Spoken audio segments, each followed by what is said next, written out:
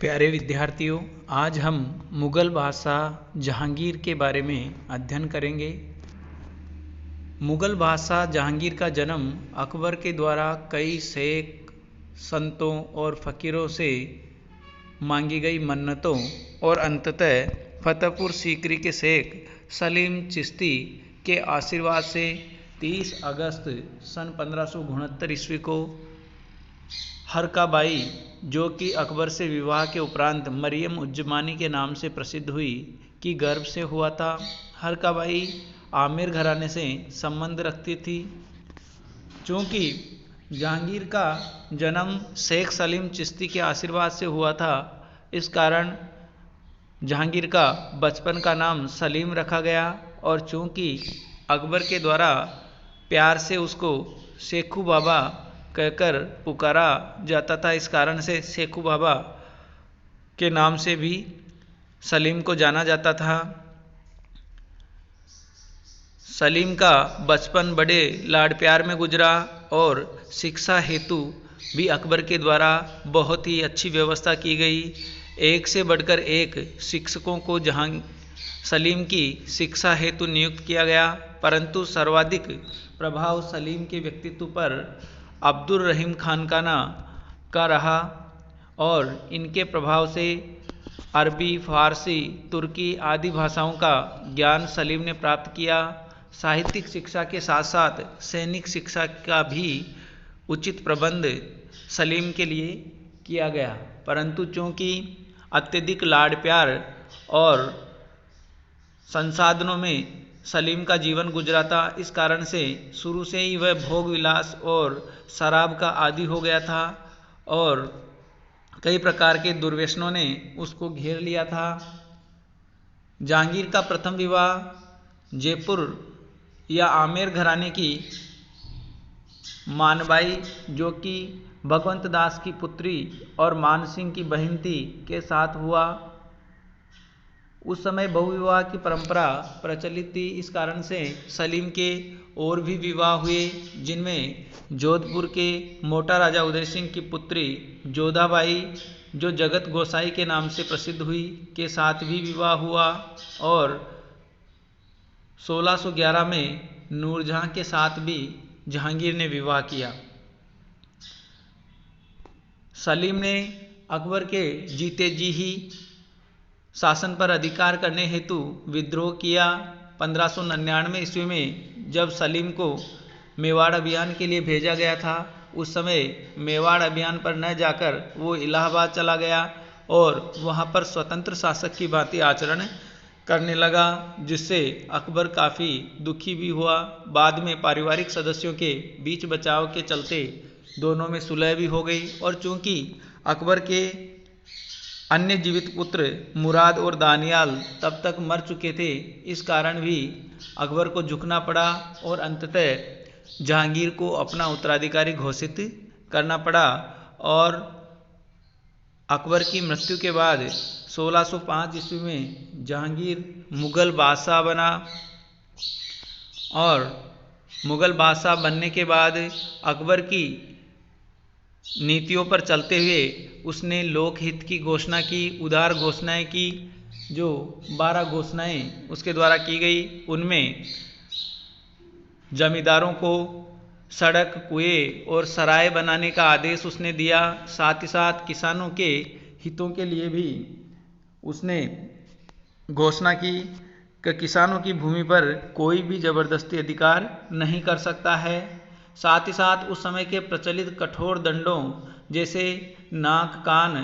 काट देना, अंग भंग करना आदि के ऊपर भी उसने रोक लगा दी।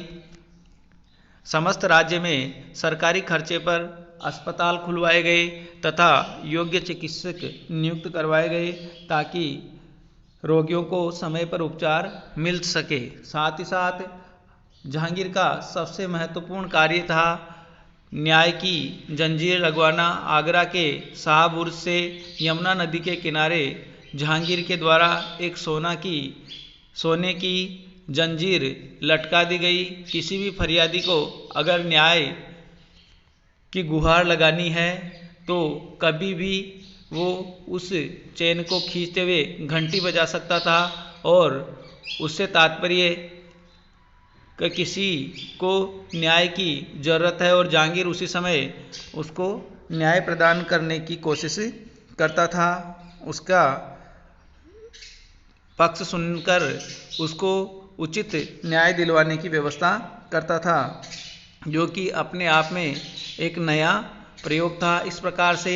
अकबर की उदार नीतियों पर चलने का प्रयास जहांगीर के द्वारा शुरू किया गया।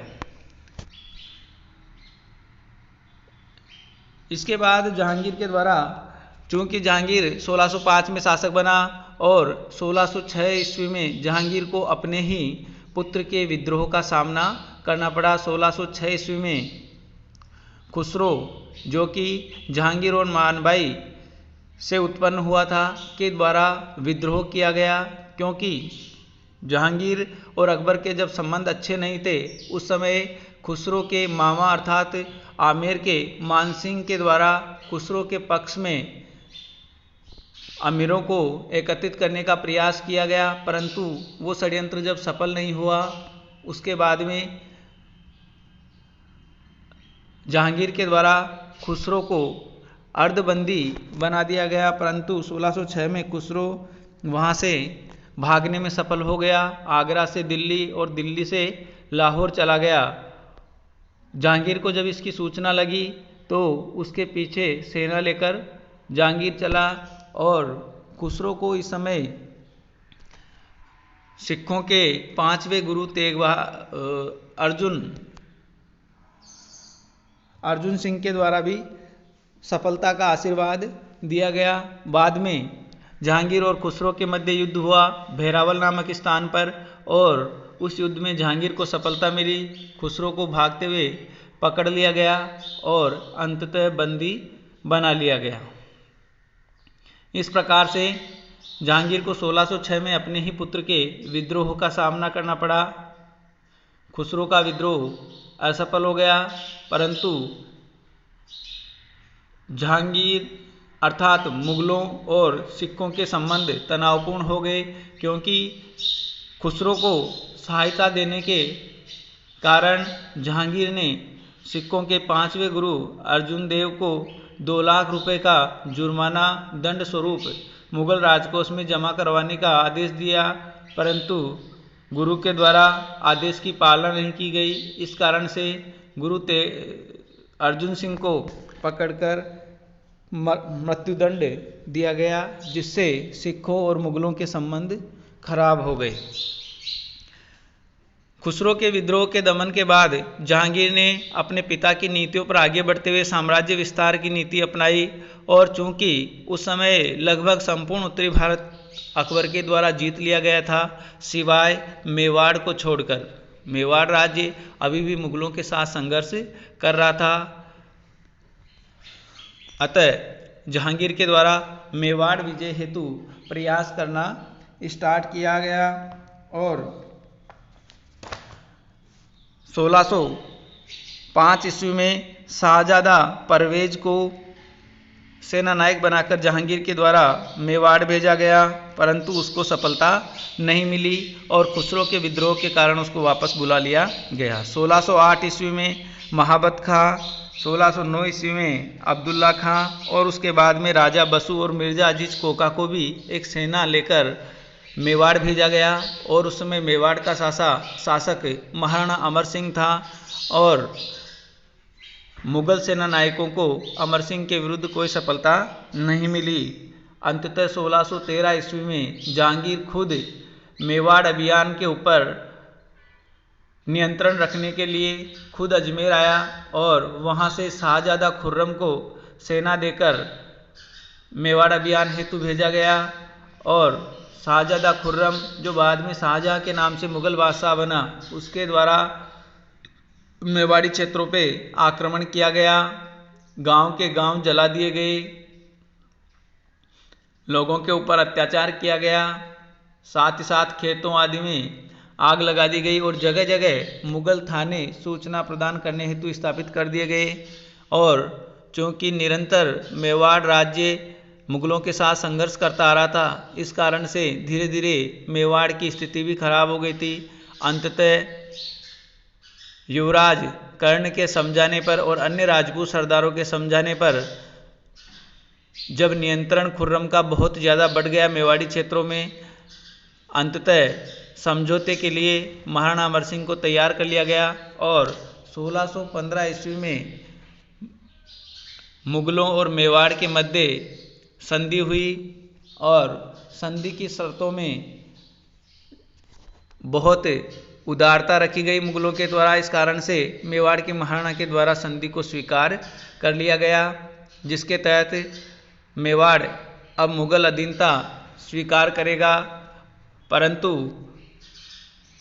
मुगलों के द्वारा मेवाड़ घराने के साथ वैवाहिक संबंध स्थापित करने के लिए दबाव नहीं बनाया जाएगा। साथ ही साथ मेवाड़ का महाराणा कभी मुगल दरबार में उपस्थित नहीं होगा, उसके स्थान पर युवराज कर्ण उपस्थित होगा और चित्तौड़ का किला मेवाड़ के महाराणा को वापस लौटा दिया गया। परंतु शर्त ये रखी गई कि किले का पुनर्निर्माण या जीर्णोद्धार नहीं करवाया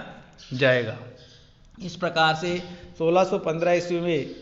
मेवाड़ मुगल संबंधों में अब तक जो संघर्ष की स्थिति बनी हुई थी उसको दूर कर लिया गया और इस प्रकार से जहांगीर के समय ये उसकी सबसे बड़ी उपलब्धि थी कि जिस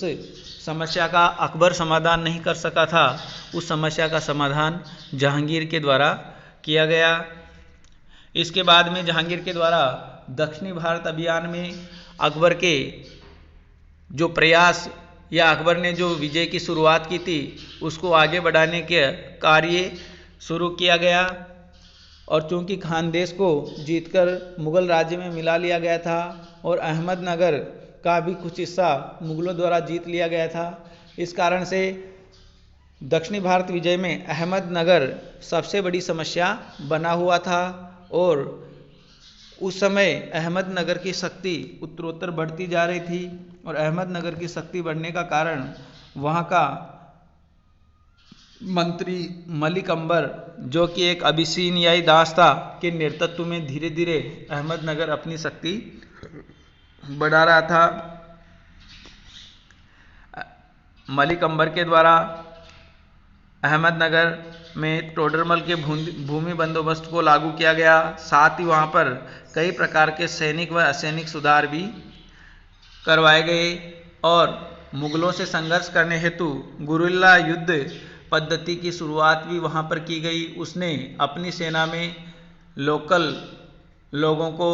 और मराठा सैनिकों को शामिल किया और उनको छापामार युद्ध पद्धति या गुरिल्ला युद्ध पद्धति, जिसमें छुपकर शत्रु सेना के ऊपर वार किया जाता है, उस युद्ध पद्धति में पारंगत किया गया ताकि मुगलों से संघर्ष किया जा सके। और इस प्रकार धीरे धीरे अहमदनगर की शक्ति काफ़ी बढ़ गई थी। जहांगीर के द्वारा 1608 ईस्वी में अब्दुल रहीम खान खाना, 1610 ईस्वी में शाहजादा परवेज व आसफ खां, 1616 ईस्वी में अंततः खुर्रम को शाह की उपाधि देकर अहमदनगर अभियान हेतु भेजा गया और खुर्रम के द्वारा या खुर्रम के प्रयासों से अंततः अहमदनगर को संधि करने के लिए बाध्य होना पड़ा। बालाघाट और अहमदनगर के किले पर मुगलों का अधिकार स्वीकार कर लिया गया, परंतु मलिक अंबर ने वापस शांति संधि का उल्लंघन करते हुए अहमदनगर के दुर्ग पर अधिकार कर लिया। इस कारण से खुर्रम के द्वारा पुनः अहमदनगर पर आक्रमण किया गया 1621 ईस्वी में और अंततः मलिक अंबर को फिर झुकने के लिए मजबूर होना पड़ा और अहमदनगर का किला और जीते हुए संपूर्ण मुगल प्रदेश वापस मुगलों को सौंपने पड़े। साथ ही साथ चूँकि बीजापुर और गोलकुंडा के राज्यों ने भी अहमदनगर की मदद की थी, इसलिए उनको भी काफ़ी मात्रा में धन हर्जाने के रूप में मुगलों को देना पड़ा। इस प्रकार से दक्षिणी भारत अभियान में भी मुगलों को जहांगीर के समय आंशिक सफलता मिली। जहांगीर के समय की अन्य महत्वपूर्ण विजय कांगड़ा विजय थी, जो कि 1620 ईस्वी में प्राप्त हुई। कांगड़ा उत्तर पूर्व पंजाब में एक पहाड़ी किला था जो कि अकबर के समय नहीं जीता जा सका था, उसके ऊपर भी जहांगीर के समय अधिकार किया गया। इसके अलावा खरदा उड़ीसा 1615 ईस्वी में, खोकर राज्य जो कि बिहार में था 1617 ईस्वी में, किश्तवाड़ जो कि कश्मीर में था, और केसर और फलों की खेती के लिए प्रसिद्ध था 1620 ईस्वी में, और कामरूप 1613 ईस्वी में। छोटे छोटे क्षेत्र भी जहांगीर के समय जीतकर मुगल राज्य में मिला लिए गए। इस प्रकार जहांगीर के समय में मुगल साम्राज्य का विस्तार किया गया। साथ ही साथ जहांगीर के समय यूरोपीय व्यापारी भी भारत के अंदर आए, और चूँकि जहांगीर से पहले पुर्तगाली व्यापारी पहले से ही भारत के अंदर अपना व्यापार कर रहे थे, और पुर्तगालियों के और जहांगीर के बीच अच्छे संबंध रहे। पुर्तगालियों को ईसाई धर्म के प्रचार प्रसार हेतु और उनके प्रमुख धार्मिक स्थान गिरजाघर बनवाने की अनुमति भी जहांगीर के द्वारा दी गई। और पुर्तगालियों के साथ जहांगीर के बहुत अच्छे संबंध थे, परंतु पुर्तगालियों के द्वारा शाही जहाज़ों को रोक लेने के कारण जहांगीर पुर्तगालियों से नाराज़ हो गया, और बाद में पुर्तगालियों के धार्मिक स्थानों पर प्रतिबंध भी जहांगीर के द्वारा लगाए गए। इसी प्रकार जहांगीर के समय में अंग्रेज व्यापारी भी भारत आए, और अंग्रेजों के द्वारा सर्वप्रथम विलियम हॉकिंस को व्यापारिक अनुमति प्राप्त करने हेतु मुगल दरबार में भेजा गया।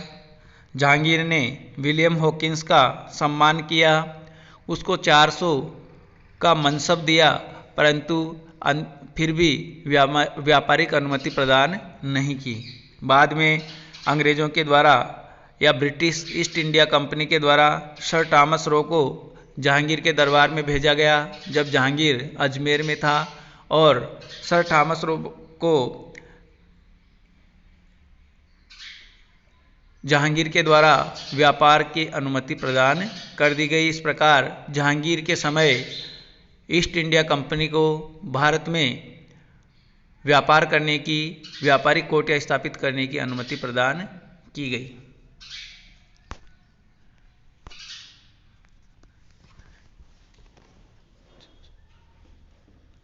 सोलह सौ 11 ईस्वी में जहांगीर का नूरजहां के साथ विवाह संबंध हुआ, और 1613 में जहांगीर के द्वारा नूरजहां को प्रमुख बेगम घोषित किया गया। नूरजहां एक बहुत ही महत्वाकांक्षी स्त्री थी, और धीरे धीरे जहांगीर को उसने अपने प्रभाव में लिया, और धीरे धीरे प्रशासन में उसने अपनी पकड़ बनाना स्टार्ट किया, और उसके कारण से जहांगीर के समय 2 प्रमुख बड़े विद्रोह हुए। पहला शाहजहां का विद्रोह 1623 से 1626 ईस्वी में, जो कि पहले नूरजहां के गुट का प्रमुख व्यक्ति था, परंतु बाद में नूरजहां ने अपने प्रभाव को बढ़ाने के लिए धीरे धीरे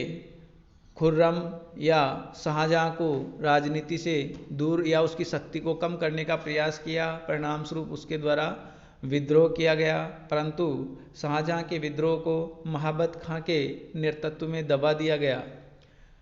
बाद में नूरजहां के द्वारा महाबत खां को भी कमज़ोर करने का प्रयास किया गया। इस कारण से 1626 ईस्वी में महाबत खां के द्वारा भी विद्रोह किया गया, और जहांगीर को एक बार बंदी भी महाबत खां के द्वारा बना लिया गया, परंतु नूरजहां की योजना की सफलता से जहांगीर को आज़ाद करवा दिया गया, और महाबत खां के विद्रोह का भी दमन कर दिया गया। और बाद में बीमारी के कारण 1627 ईस्वी में जहांगीर की मृत्यु हो गई, और इस प्रकार जहांगीर के समय में मुगल साम्राज्य का विस्तार किया गया, परंतु अंत में शासन के प्रति उसकी उपेक्षा, भोग विलास और अत्यधिक शराब के कारण धीरे धीरे मुगल राज्य कमज़ोर हुआ, षड्यंत्र हुए और 1627 में जहांगीर की मृत्यु हो गई।